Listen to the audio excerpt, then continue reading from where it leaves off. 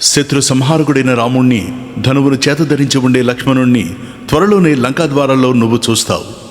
నఖాలు, కోరలు, ఆయుధాలు కలిగిన సింహాలతోనూ సార్ధులాలతోనూ సమానమైన పరాక్రమం కలిగిన వానర వీరులు లంకను చుట్టుముట్టి ఉత్సాహంతో గొంతులేస్తూ ఉంటే ఆ వృక్షవానర వీరులను త్వరలోనే నువ్వు తిలకిస్తావు జానకి. నీ వియోగం వలన రాముడికి సుఖమంటూ తెలియదు. దుఃఖించకు, నీ మనసుకు అప్రియం ఎంతమాత్రమూ జరగదు. ఇంద్రుడితో కలిసి ఉన్న సచీదేవిలా త్వరలోనే నువ్వు నీ భర్తతో కలిసి ఉంటావు. రాముడి కన్నా గొప్పవాడు ఈ భూప్రపంచంలో ఉన్నాడా? సౌమిత్రితో సమానుడు ఉన్నాడా? అన్నదమ్ములిద్దరూ కలిస్తే అగ్నికి గాలి తోడినట్లు. అప్పుడు శత్రువులనేవాళ్ళు మిగులుతారా? దేవి, అతి భయంకరమైన ఈ లంకలో నువ్వు అట్టే కాలం నివసించవు. నీ భర్త రాకు కూడా ఆలస్యం కాదు. నేను వెళ్ళి చెప్పే వరకు ఓపిక పట్టు అన్నాడు హనుమంతుడు.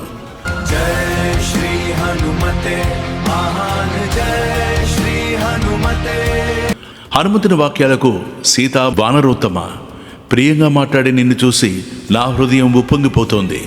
ఎండిపోతున్న చేను వానకు ఎలా ఆనందిస్తుందో అలాగే ఆనందంతో పులకించిపోతోంది. దేవేంద్రుడితో సమానమైన బల పరాక్రమాలు కలిగిన శ్రీరాముడు నా కష్టాలను అసలు ఎలా సహిస్తున్నాడు? ఎవడో నన్ను అపహరిస్తే ఇంతకాలం ఎలా ఊరుకోగలిగాడు అంటూ రాముడికి ఇవ్వవలసిన సందేశం ఇలా చెప్పమంది. రామ, నువ్వు ఇచ్చిన చూడామణిని ఇప్పటిదాకా భద్రంగా కాపాడుకుంటూ వచ్చాను. ఇంత దుఃఖంలోనూ దానిని చూస్తే నా స్వామిని చూస్తున్నట్లే ఓరడిల్లుతున్నాను. ఇప్పుడు పంపేస్తున్నాను. మరో నెలకన్నా నేను జీవించబఉండను. ఈ రాక్షసులు పెడుతున్న యమబాధలు, గుండెను తూట్లు పొడుస్తున్న తిట్లను రామ నీకోసం ఓర్చుకుంటున్నాను. నెలలోగా నువ్వు వచ్చావా సరే సరే, లేదంటే ఇదే వీడ్కోలు.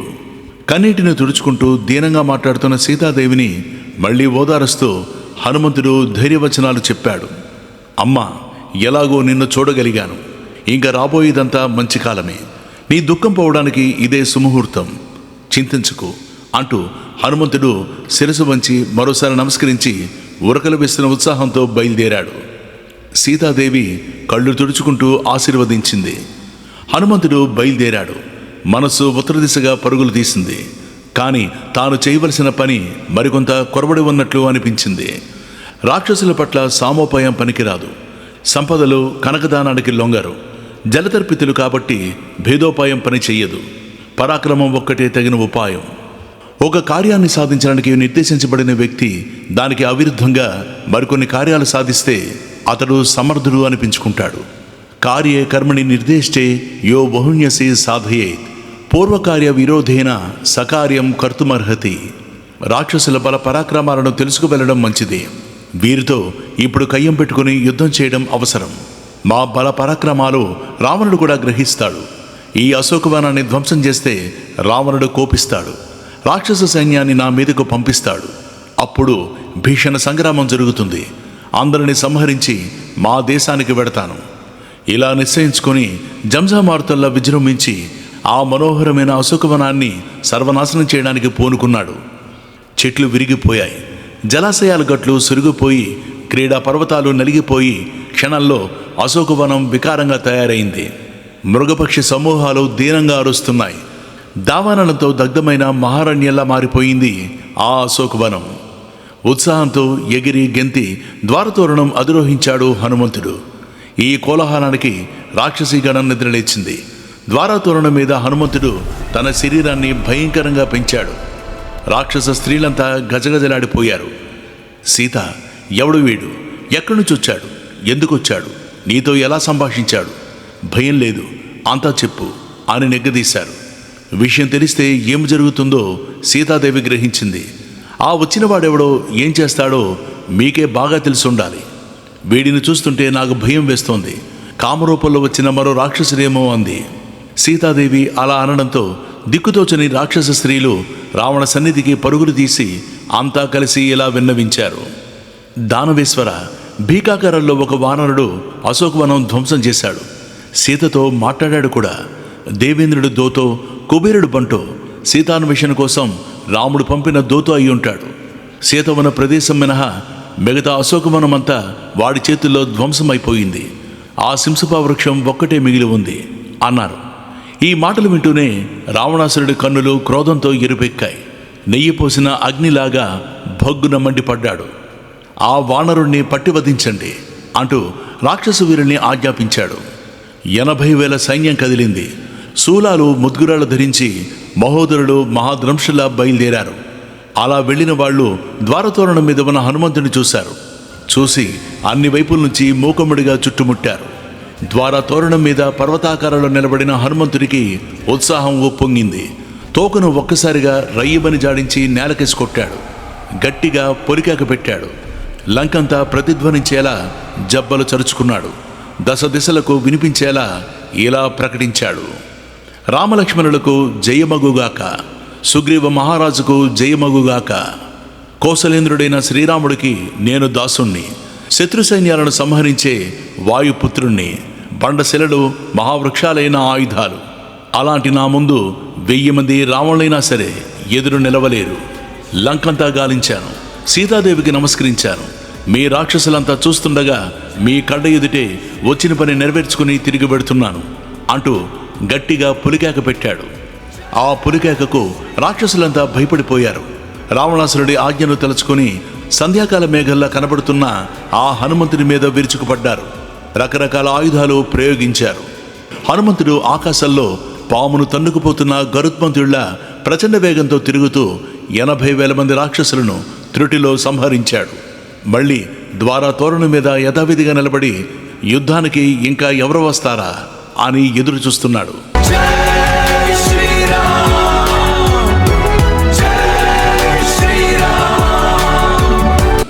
వనం ధ్వంసం చేశాను, రాక్షసులను సంహరించాను. ఈ చైత్య ప్రాసాదం చాలా అందంగా మేరుశిఖరంగా ఉంది. దీనిని కూడా ఒక పట్టుబట్టాలి అనుకున్నాడు హనుమంతుడు. క్షణంలో దాని మీదకు లంఘించాడు. హనుమంతుడిని చైత్యపాలకులంతా ఓకమ్మడిగా ఎదుర్కొన్నారు. అప్పుడు హనుమంతుడు ఆ చైత్య ప్రాసాద శిఖరం మీద ఉన్న బంగారు స్తంభం ఓడబెరికి 100 రెట్ల వేగంతో సాము తిప్పుతుంటే రాక్షసులు తుత్తినీలవడంతో పాటు అది చైత్య ప్రాసాదానికి మాటిమాటికి తగిలి రాపిడికి నిప్పులు లేచి ప్రాసాదమంతా బొగ్గుమంది మంటల్లో మసైపోయింది. హనుమంతుడు మళ్ళీ ద్వారా తోరణం చేరుకున్నాడు. లంకంతా మారుమోగెట్టు ఒక ప్రకటన చేశాడు: రాక్షసులారా, సుగ్రీవుడి ఆజ్ఞలో నా వంటి వారు 1000 కొద్దీ ఉన్నారు. భూమండలమంతా సీత కోసం గాలిస్తున్నారు. ఇంకా కోట్ల సంఖ్యలో వానర మహాసైన్యం ఉంది. వారిలో కొందరిది 10 ఏనుగుల బలం, కొందరిది 100 ఏనుగుల బలం, మరికొందరిది 1000 ఏనుగులు, మరికొందరిది 1,00,000 ఏనుగుల బలం. ఇంకా కొందరు వాయు సమాన తేజం కలవారు, కొందరు అప్రమేయ బలశాలుడు. వీరందరితో కలిసి మీ పారటి యముళ్ళ సుగ్రీవ మహారాజు వస్తారు. శ్రీరాముడితో మీరు వైరం పెట్టుకున్నారు. ఇక ఈ లంకుండదు, మీరు ఉండరు. అంతలో ప్రహస్తుడి సుతుడైన జంబుమాలి అక్కడికొచ్చాడు. గాడిదలు పూంచిన రథం మీద సమస్త ఆయుధాలతోనూ తరలివచ్చాడు. వాటిని చూసిన హనుమంతుడు ఆనందంతో భీషణమైన గర్జన చేశాడు. జంబుమాలి వస్తూనే అర్ధచంద్రాకార బాణం ఒకటి వేసి హనుమంతుడి ముఖంపై కొట్టాడు. నెత్తురు కమ్మిన హనుమంతుడి ముఖం వికసించిన ఎర్రని పద్మల్లా భాషించింది. అంతే, ఒళ్ళు తెలియని కోపం వచ్చింది హనుమంతుడికి. ఒక మహాశిలను పైకెత్తి జంబుమాలి మీదికి విసిరాడు. వాడు తీవ్రమైన బాణాలు వేసి దానిని తుత్తినీలు చేశాడు. హనుమంతుడి కోపం పెచ్చి పెరిగింది. సమీపంలోని సాలవృక్షం పెకిలించి విసిరబోయేలోగా వాడు దానిని ఖండఖండాలు చేశాడు. మరో 5 బాణాలతో హనుమంతుని భుజాలపైన, 10 బాణాలతో వక్షస్థలంపైన బలంగా కొట్టాడు. ఇక లాభం లేదనుకున్న హనుమంతుడు మరొక ఇనుప గరికను ఓడబెరికి విసిరాడు. అంతే, జంబుమాలి ఇక లేడు. ఈ దుర్వార్త రావణుడికి తెలిసింది. గుండెల్లో క్రోధం భగభగలాడింది. 7 మంత్రికుమారుల్ని ఆజ్ఞాపించాడు. అగ్నిదేవుడి 7 నాలుకల్లాగా 7 రథాలు అధిరోహించి బయలుదేరారు. ద్వారతోరణం మీద స్థిరంగా నిలబడిన హనుమంతుడిని చూశారు. రథాల ధ్వనులే ఉరుముల్లాగా, బాణాలే వర్షధారలుగా, ప్రళయకాల మహామేఘాలై వాళ్ళు విజృంభించారు. ఆ బాణాలు హనుమంతుడిని తాకి కొండ మీద జడిబాణలా జారిపోతున్నాయి. ఆకాశంలో ఎగురుతూ బాణాలు తప్పించుకుంటూ హఠాత్తుగా కిందకు దూకాడు హనుమంతుడు. ఆ 7 7 విధాలుగా కాళ్లతో, చేతులతో, ముష్టిఘాతాలతో, నఖగ్రాలతో చీల్చి చెండాడాడు. చావు తప్పి కన్నులట్టుపోయిన రాక్షస భటులు రక్తం కక్కుకుంటూ పారిపోతుంటే హనుమంతుడు విజయ గర్వంతో భీషణమైన నినాదం చేశాడు. మళ్ళీ ద్వార తోరణం మీద నిలబడ్డాడు. రావణాసురుడికి ఈ వార్త అందింది. గుండెల్లో చెలరేగుతున్న భావాలు పైగా కనిపించకుండా గుంభనంగా నిగ్రహించుకున్నాడు. విరూపాక్ష యుపాక్షులను, దుర్ధరుణ్ణి, ప్రగస, భాసకర్ణులను మొత్తం 5 సేనా నాయకులు పిలిచి, సేనా సమేతులై వెళ్ళి వానరుణ్ణి బంధించి తీసుకురండి. ఇదివరకు చాలామంది వానర వీరులు చూశాను. వాలి, సుగ్రీవుడు, జాంబవంతుడు, నీలుడు, ద్వివిధుడు, వీరెవరి బల పరాక్రమాలు ఇంతటివి కావు. ఇదేదో కపిరూపంలో వచ్చిన గట్టి పిండం, గట్టిగా ప్రయత్నించండి అంటూ పంపించాడు రావణాసురుడు. తమ ప్రభు చేసిన ఈ ఉపదేశం గ్రహించారు ఆ 5 భయంకరమైన ఆయుధాలతో మహారాక్షస సేనతో రథంపై బయలుదేరారు. హనుమంతుడు ద్వారతోరణం మీద ఉన్నాడు. సేనా నాయకులు 5 వాడిన బాణాలను ఒక్క పెట్టున వర్షించారు. 5 బాణాలు ఒకేసారి హనుమంతుడికి శిరస్సును నాటుకున్నాయి. దిక్కులు అదిరిపోయేట్టు నినాదం చేస్తూ రివ్వున ఆకాశంలోకి ఎగిరాడు హనుమంతుడు. చాకచక్యంతో బాణాలను తప్పించుకుంటున్నాడు. ఉన్నట్టుండి మేఘం నుంచి పిడుగులాగా దుర్ధరుడి రథం మీదకు దూకాడు హనుమంతుడు. అంతే, ఆ రథం ఇరుసు విరిగి నేల కూరుకుపోయింది. 8 గుర్రాలు పచ్చడైపోయాయి. దుర్ధరుడు ఎగిరిపడి ప్రాణాలు వదిలాడు. ఇది చూసి విరూపాక్షుడు, యూపాక్షుడు రోషంతో కరియబడ్డారు. 3 సేనాపతులు ఇలా చనిపోయారు. అది చూసి ప్రగసునుడు పట్టిసంతో, భాసకర్ణుడు శూలంతో విజృంభించారు. హనుమంతుడి శరీరమంతా రక్తసిక్తమైంది. అప్పుడు నిజంగా బాలసూర్యుడిలా భాసించాడు. కళేబరాలతో, రథఖండాలతో ఆ ప్రదేశమంతా దారి కనిపించకుండా అయిపోయింది. హనుమంతుడు మళ్ళీ ద్వారతోరణం అధిరోహించాడు. 5 సేనాపతులు మరణించారు. ఆ వర్తమానం విన్నాడు రావణుడు. వెంటనే తన ఎదుట యుద్ధం కోసం తహతలాడుతున్న అక్షరకుమారుడు కనిపించాడు. అతడి వైపు చూశాడు రావణుడు. ఆ దృష్టి మాత్రంతోనే అతడి అభిప్రాయం గ్రహించాడు అక్షకుమారుడు. బంగారంతో చేసిన చిత్రమైన బిల్లుతో హవిస్సుకు ఎదురులేచే అగ్నిజ్వాలలా లేచి నిలబడ్డాడు. బంగారు రథం అధిరోహించి కదిలాడు.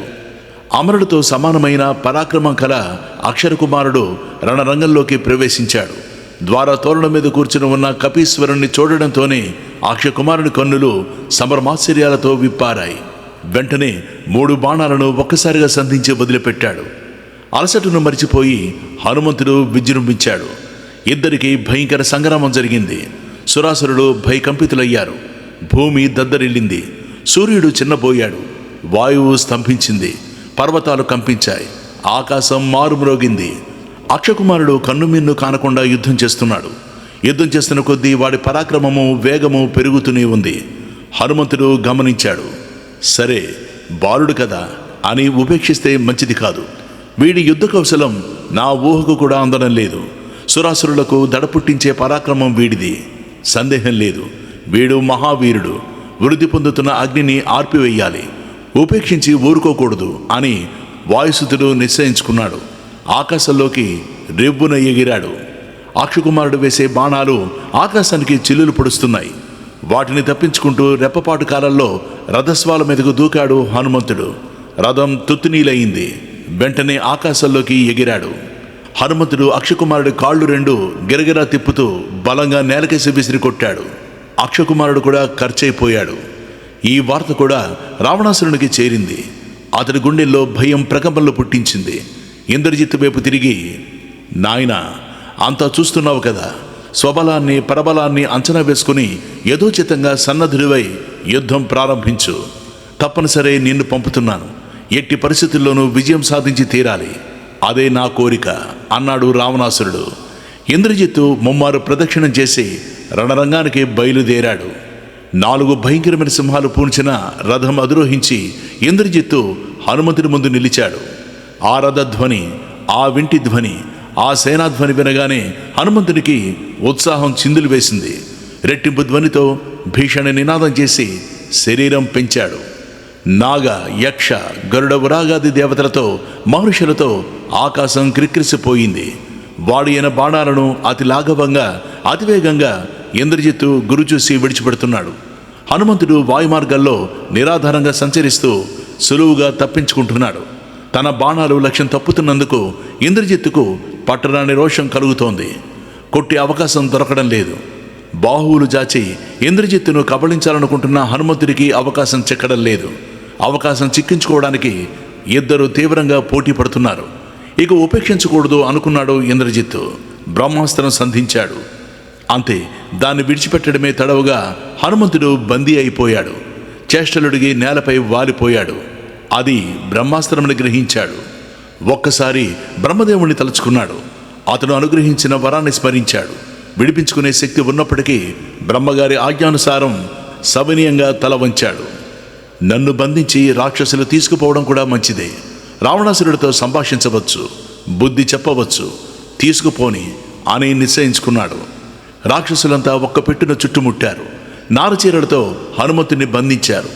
అస్త్రంతో బంధించినప్పుడు వేరే వాటితో బంధించకూడదు. అందుకే బ్రహ్మాస్త్రం పట్టు వదిలేసింది.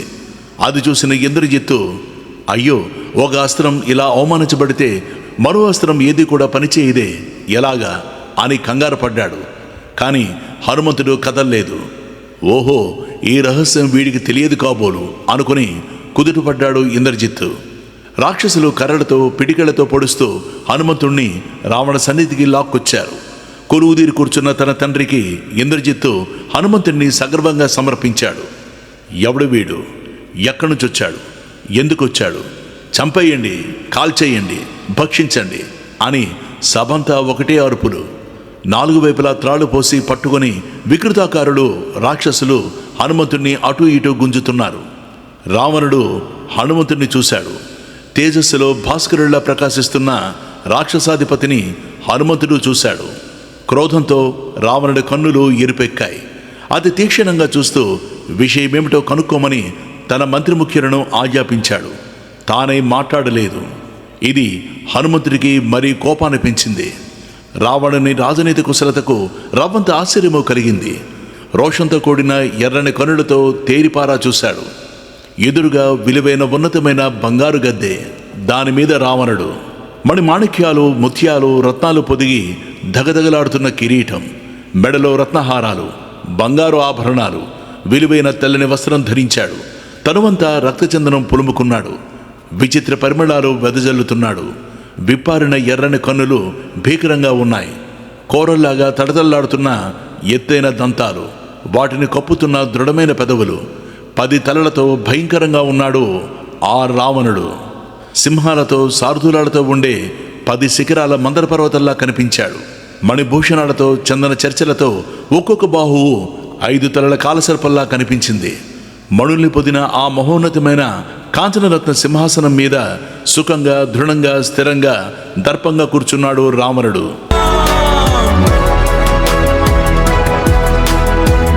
వెనుకవైపు అర్ధవర్తులాకారంలో సమాంతర దూరంలో నిలబడ్డారు కొందరు సుందరీమణులు.